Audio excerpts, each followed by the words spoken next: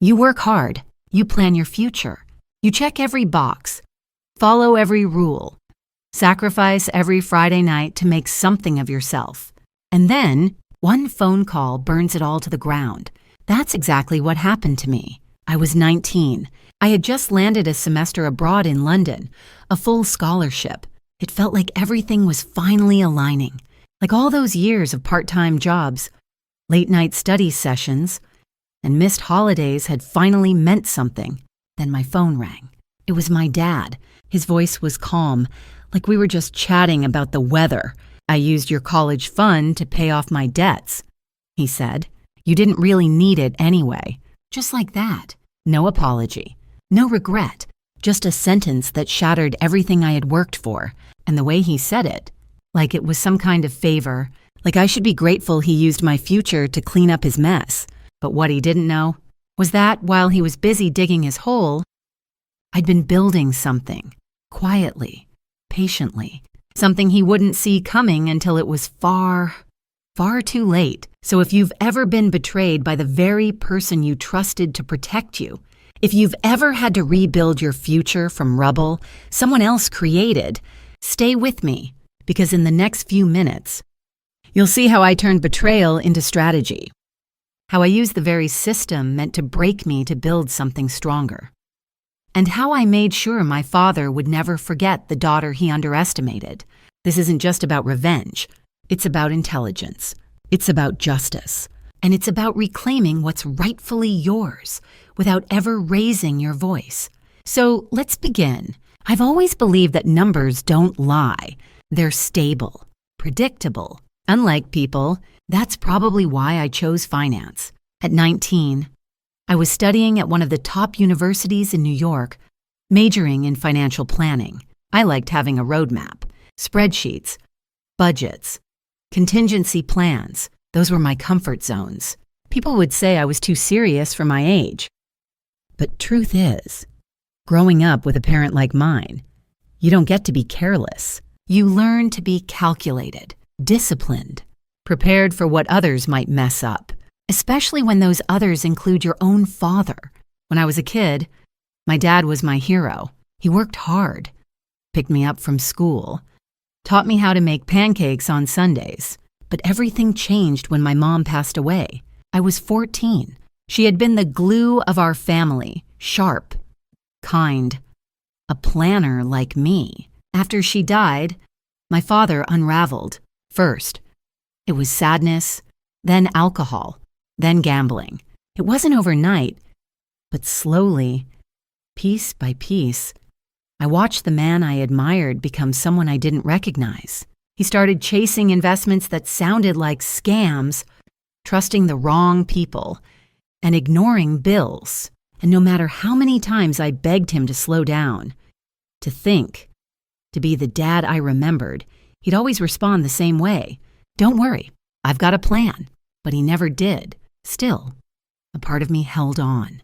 Because even through all the disappointments, missed birthdays, unpaid school fees, lies about where the rent money went, he was still my dad, and deep down, I believed he'd never truly hurt me. Not deliberately, especially not when it came to my future. You see, my mom had left behind something precious, a college fund, just for me, over $140. Howen dollars set aside in a special account, legally protected, but only accessible with both our signatures. It was her final gift. A safety net. She'd told me once, no matter what happens, your education comes first. I clung to that promise, even when my dad's life fell apart, even when I took on part-time jobs in high school just to keep our fridge stocked. I never touched that fund, and I trusted, perhaps foolishly, that he wouldn't either. So when I received the email from the university saying I'd been awarded a full scholarship for a semester abroad in London, I cried. Not out of fear, but out of joy. It felt like all the late nights, the hustling, the loneliness. It had all led to this. I packed light, told my dad over dinner, "This is it, one step closer to working at a real firm, helping people plan better lives."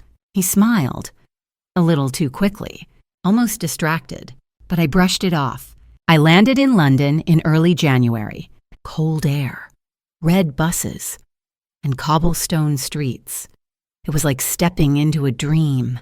I rented a tiny room, started classes at the university, and even landed an unpaid internship at a boutique investment firm near Shoreditch. Every morning, I'd take the tube, earbuds in, reading case studies while sipping burnt coffee from a corner shop. And for the first time in years, I felt free. I wasn't just escaping my dad's chaos. I was building something, my own identity, my own future, my own rules. Of course, I still called home, less often than he liked. But I called, and then, about 3 weeks in, I got the email. Subject line, suspicious activity, joint custodial account notification. I clicked it instinctively. There had been a request to access funds, over $60 dollars. My heart skipped. But just before panic set in, I saw a follow-up from my dad. Got a weird notice about the old account. Already checked. False alarm. All good. I wanted to believe him, so I did. I told myself it was some bank glitch, that maybe I was just being paranoid. After all, he hadn't taken it before. Why would he now? I forwarded the email to my school inbox, flagged it just in case, and pushed it to the back of my mind. Besides, I had bigger things to focus on. I was learning how companies manage risk, how people hide money, how small decisions ripple into decades of debt or wealth. I was building my mind like a fortress, all while still clinging to the idea that my dad, despite everything, wouldn't cross that final line. But deep down, somewhere past the logic, past the rationalizations and excuses, I knew the man I used to trust might already be gone. And it was only a matter of time before I'd be forced to face the stranger he had become. Because when you spend your whole life learning how to protect people, you eventually have to learn how to protect yourself from them too. It was the middle of finals week. I had 3 exams back to back, plus a presentation I'd been rehearsing in my tiny flat for days. My phone rang around 10:45 p.m. Dad. I hesitated. I hadn't spoken to him in almost 2 weeks, not out of spite. Just life was moving fast. New country, new routine, new me. But something in my gut told me to pick up. Hey, I said, quiet but warm. His voice, on the other end, was anything but. I took the money, he said. I didn't understand at first. What money? The fund, he said flatly. I used your college fund to pay off some debts. You've got scholarships now. You don't really need it. Just like that. No build-up, no apology, no hesitation. Like it was just another item on his to-do list. Groceries, gas, ruin your daughter's future. I didn't speak for a few seconds. He filled the silence. It wasn't doing anything sitting there, and I had no choice. These guys were getting aggressive. Still, I said nothing. My fingers were shaking, but I pressed my phone against my ear harder, trying to make sure I'd really heard him right. He added, almost like he was annoyed I hadn't responded yet. You'll land on your feet. You always do. Besides, I'm your dad. What's mine is yours, right? I don't remember exactly what I said. I think it was something like, okay, got it. Then I hung up. I sat in silence for a long time. The room felt smaller, the air heavier, and yet I didn't cry. I didn't throw anything.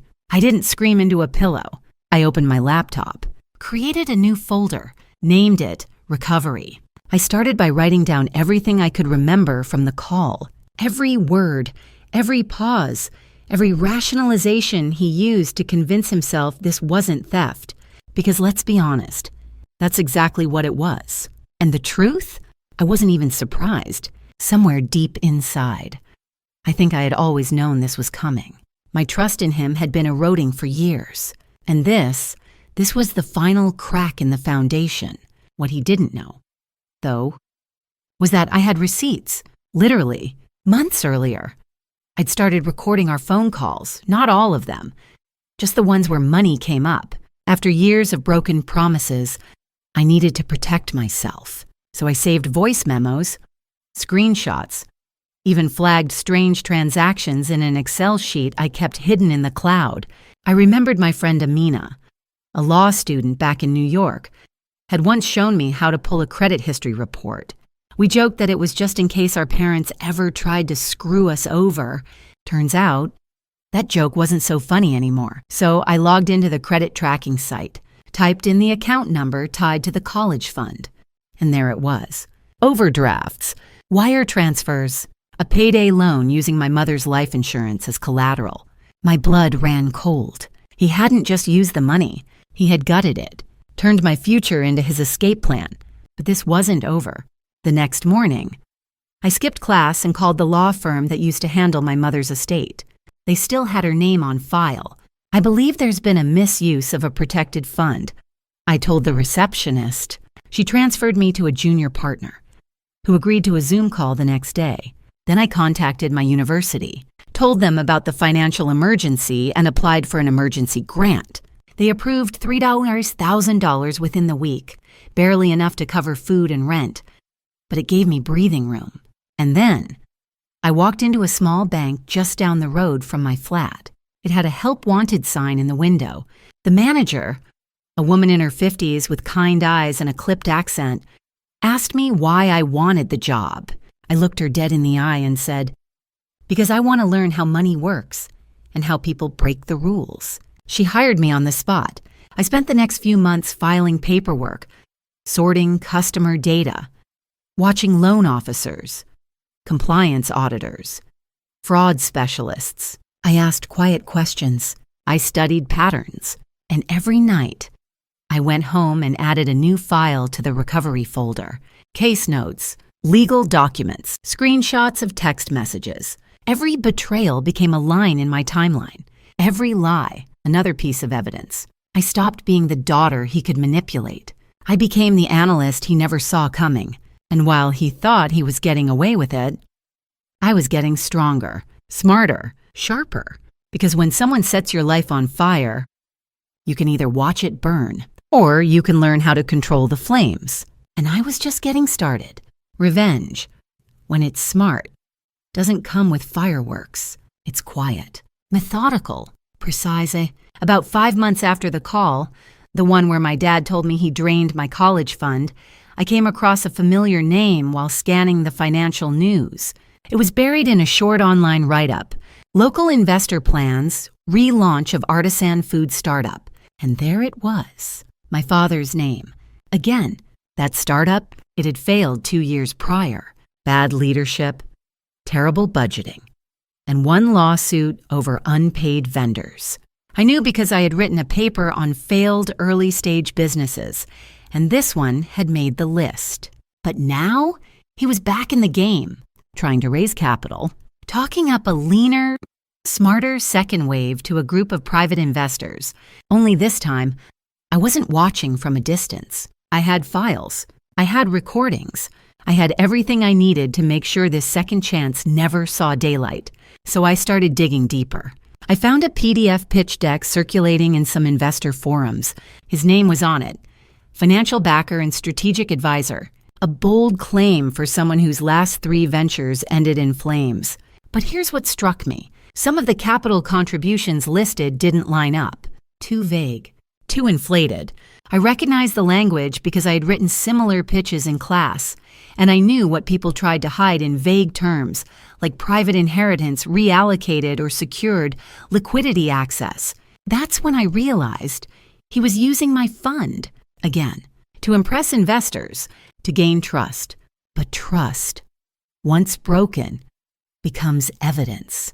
And I had plenty. I crafted a clean, anonymous report. No emotion, just facts. Attached documents showing withdrawals from my fund, screenshots of emails, an annotated timeline, a link to a previous lawsuit the startup had lost, and a subject line that simply read, "Due diligence material, potential financial irregularities." I sent it to the 3 top investors listed on the pitch deck. No name, no return address. And then I waited. 3 days later, One of the investors pulled out. Publicly, in a statement, they cited concerns about the accuracy of disclosed assets and prior financial liabilities. The next day, the startup website went down. The domain was for sale within a week. That night, my phone rang again. Dad, his voice wasn't cocky this time. It was strained, tight. "Did you send something to my investors?" he asked, skipping all pretense. I let the silence sit for a moment. Then I said calmly, "I'm learning how to protect my assets. That's what you told me to do, right?" He didn't speak, didn't yell, didn't even breathe, just hung up. And I didn't hear from him again for a while. But I wasn't finished. I'd been working with the attorney who handled my mom's estate. We had gathered enough emails, transfers, account statements to prove misuse of protected assets, more than enough for a civil case. We filed a claim, backed by the original terms of the fund, established under my mother's name, with clear conditions that the money could only be used for my education, not for gambling, not for business ventures, not for paying off sharks. It took months, but the court ruled in my favor because my father had failed to report the withdrawal as a hardship claim or seek approval from the estate. And because the fund was considered a protected educational trust, his actions constituted a breach of fiduciary duty. That meant two things. One, he had to pay it back. Two, his homeowner's liability insurance had to cover part of the loss because in the eyes of the law, misusing a dependent's inheritance was a form of financial negligence. And here's the kicker. The court ordered restitution of $89, $200, plus $6, 75% in damages due to wrongful investment. Total return? Just over $95. When the funds hit my account, I didn't celebrate. I didn't buy anything. I just stared at the balance, took a deep breath, and moved it into a high-yield savings account. Then I renamed the folder on my desktop from Recovery to Reclaim. It wasn't just about the money. It was about finally restoring something that had been stolen from me long before the wire transfers. Trust, dignity, control. My father never reached out again, not to apologize, not to explain. And honestly, that silence was the most honest thing he'd given me in years. He thought I'd be the kind of daughter who forgives and forgets. But I had become the kind of woman who remembers and plans accordingly. Because the best way to win is to make them regret ever underestimating you. Graduation day came quietly. No family in the crowd. No bouquet of flowers. Just me. In a secondhand cap and gown, holding a degree I'd earned with every drop of effort I had left in me. I made it through college on a patchwork of scholarships, emergency grants, and hours upon hours of part-time work, tutoring, weekend shifts at the bank, freelance research. Some nights, I went to sleep with financial spreadsheets still open on my screen. But I never let myself fall, because falling meant giving him the satisfaction of being right. And I wasn't about to give that away. 2 weeks after graduation, I landed a job interview, a boutique financial firm in Midtown Manhattan, reputable, selective, the kind of company my father once begged to invest in one of his failed startups. I knew that because I'd found the rejection email in one of the folders he accidentally shared on our old cloud drive. He had pitched them a revolutionary concept. They politely declined, said it lacked transparency, too high risk, too little return. I walked into that same firm with a resume that spoke for itself. No borrowed money, no favors, just grit. The final interview was with a woman named Lila, a partner. She asked me why I wanted the role. I told her the truth, because I've seen what happens when people don't understand their finances, and I want to change that, one smart strategy at a time. She didn't say much then, just nodded and smiled.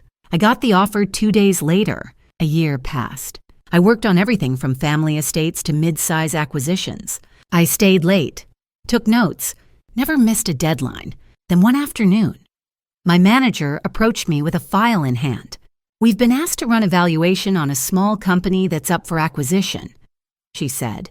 Low profile, niche food industry startup, they've had some colorful history. I took the folder, opened the cover, and there it was. My father's company, the same failed startup he tried to revive, now desperate to sell before it sank for good. My hands didn't even tremble. Not anymore. I read every page of that proposal, and with every line, I saw the same patterns. Overstated revenue, unverifiable supplier contracts, deferred liabilities tucked under vague terms. He hadn't learned a thing. I ran my report like I would for any other client. Except this time, I knew every crack behind the numbers. Where others might hesitate, I knew exactly where to press, exactly how deep the rot ran. The final valuation came back far lower than they'd hoped. Too low to satisfy their remaining investors. Too low for my father to walk away with anything close to a win. The acquiring firm made a take-it-or-leave-it offer, and he took it because he had no choice. The alternative was total collapse. A week after the deal closed, I got a text, a number I hadn't seen on my screen in over 2 years. It read, "Chasei Roy. Hung Kong Kong kan fai lam di." I stared at it for a moment. Not angry, not hurt, just done. I didn't reply because he was wrong again. I did need to do this. Not out of cruelty, not for revenge, but for clarity, for the little girl who once believed her father would protect her, for the teenager who swallowed betrayal like medicine and kept moving anyway, for the woman who refused to be anyone's casualty. I didn't need an apology.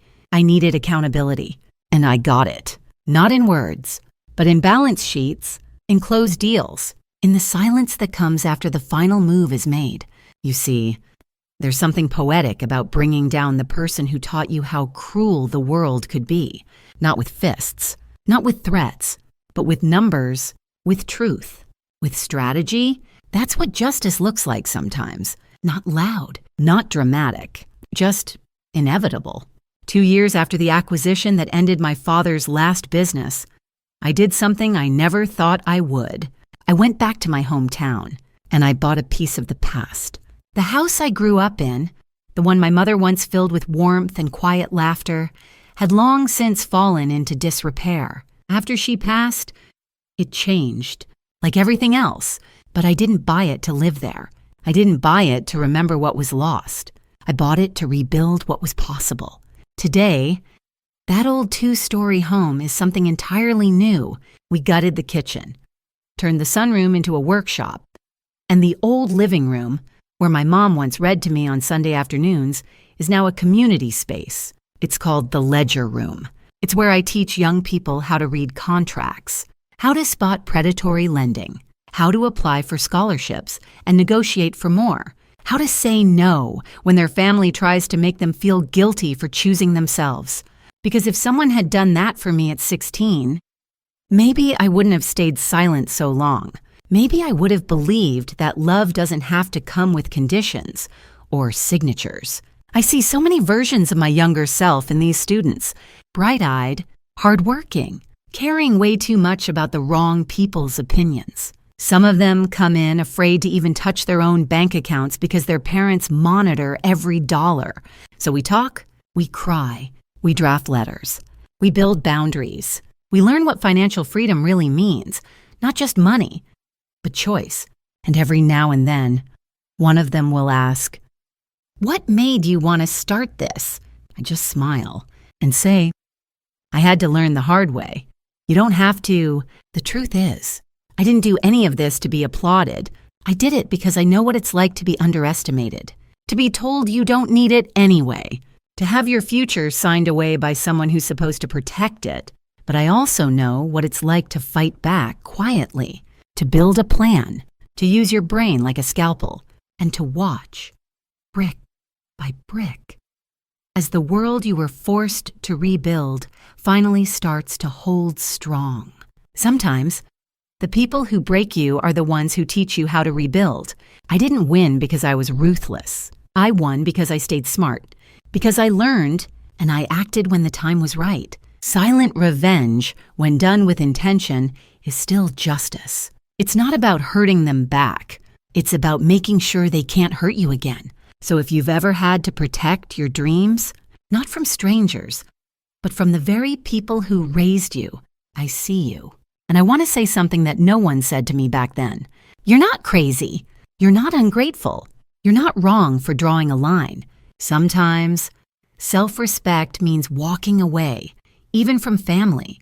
And sometimes, justice looks like moving on and doing better. So, let me ask you, have you ever had to protect your dreams from someone you loved? Someone who was supposed to be on your side? If so, I want to hear from you. Your story matters. Drop it in the comments. And if this story hit close to home, if it made you feel seen or a little less alone, go ahead and hit that subscribe button. Because on this channel, we don't just survive, we outsmart. We don't just fight back, we build forward. And no one, absolutely no one, should have to fight alone.